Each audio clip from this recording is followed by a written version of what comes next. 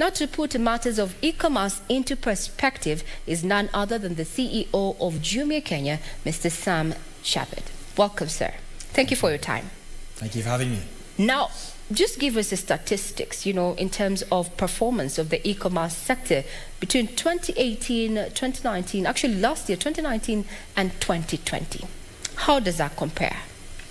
Well, it's been a interesting year for everyone across business in Kenya. For e-commerce, we've been more fortunate than many in the sense that the digital economy has been less impacted than many other sectors.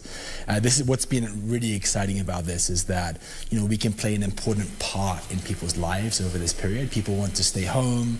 People don't want to go into markets or into supermarkets to do their shopping, so we can provide a real valuable service to keep people safe and keep them with access to the products that they want and need.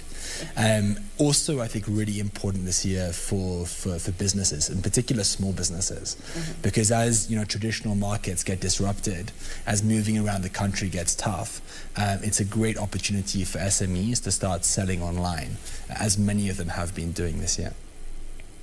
Now, with the introduction of digital tax, do you think that this trajectory, or rather this growth that we have seen as far as e-commerce is concerned, is going to be somewhat affected? Or what do you think the impact of digital taxation is going to have on e-commerce? I think it's a very sensitive one. I think it's important. There's a lot of excitement around e-commerce, which is great. But we have to remember we are very much at the beginning of this industry in Kenya.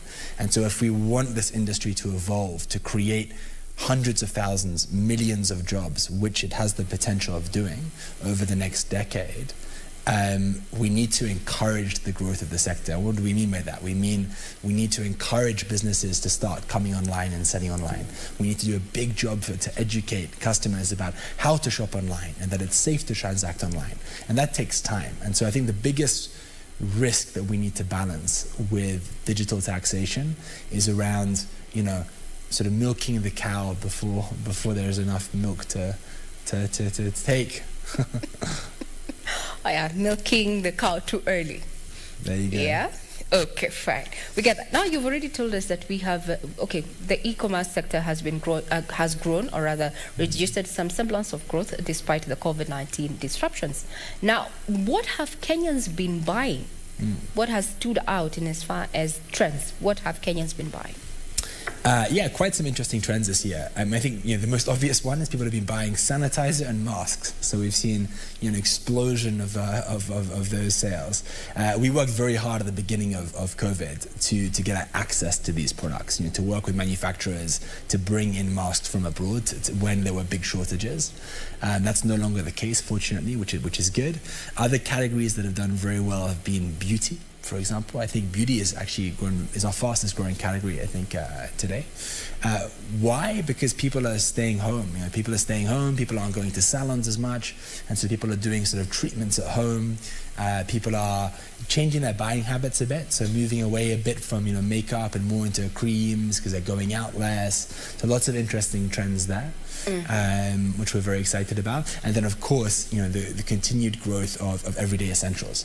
People come to Jumia every week now to buy, milk, to buy sugar, to buy rice at great prices. That is nice. That is interesting. The beauty industry is growing, and yet we are not partying as we used to. Wow, interesting. They're indeed interesting trends. Now we're headed towards the festive season, and over the last few days, we have seen promotions online. Black Friday in November. How about that? It's very exciting.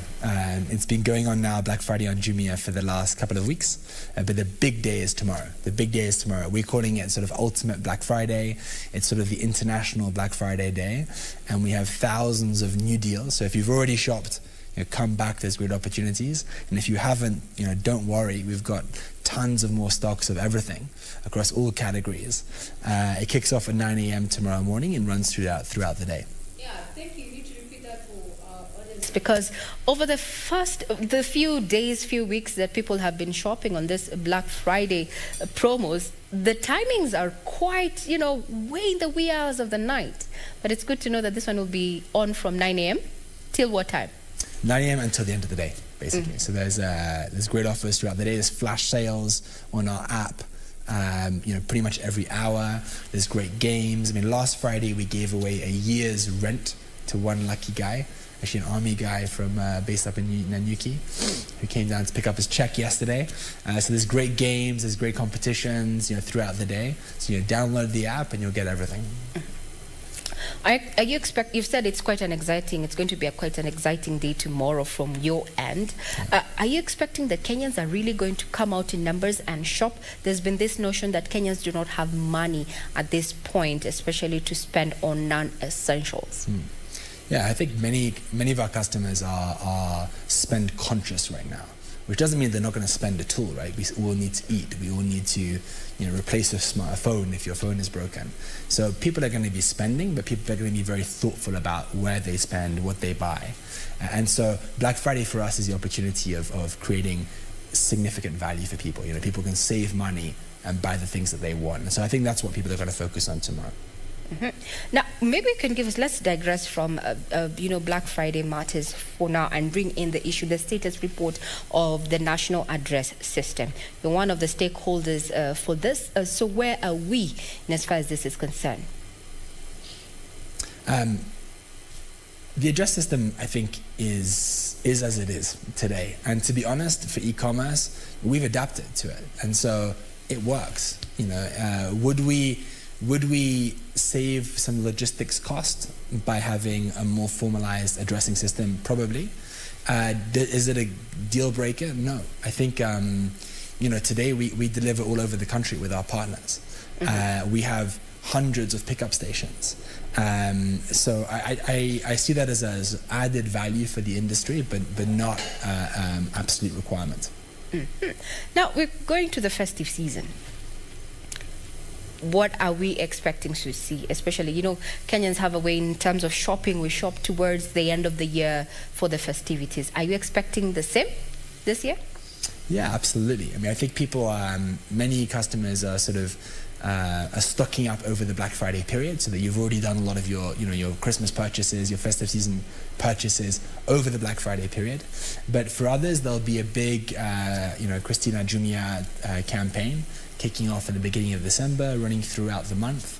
There's a very big spike actually in online deliveries on Jumia food in the last weeks of the month.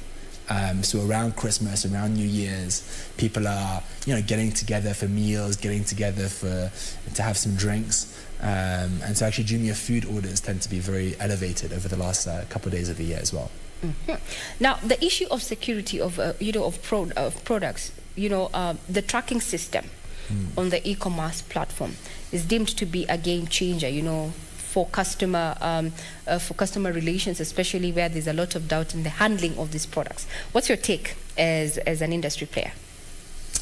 Product quality is very important to us because the most important thing is that people have confidence in buying online. Because unlike the offline retail where you can touch and feel before you purchase, here you're trusting that Jumia and other e-commerce players are going to deliver what you expect. So we've taken significant measures over the course of the last years, but in particular this year actually, to delist vendors, to delist products, and we use the reviews that customers give us in a big way actually now to act. And so we have the benefit of reviews and feedback from thousands, hundreds of thousands of customers, and that information helps customers make buying decisions. And so people can use the ratings and reviews they see on the system to have confidence when they buy. Parting shot ahead of the mega sale starting tomorrow 9 a.m. Black Friday, biggest day of the year, happens tomorrow 9 a.m. on the Jumia app. See you there. Indeed, we're not going to belabor the point. That's the CEO of Jumia Kenya, Chappatte, saying, indeed, tomorrow is the day you just get there, shop for not just, electronics, since it's a festive season. You can also take an opportunity to shop for, your basic needs, the unga, the cooking oil and such. All these are going to be available. Matters of e-commerce, a sector that has been thriving despite the COVID-19.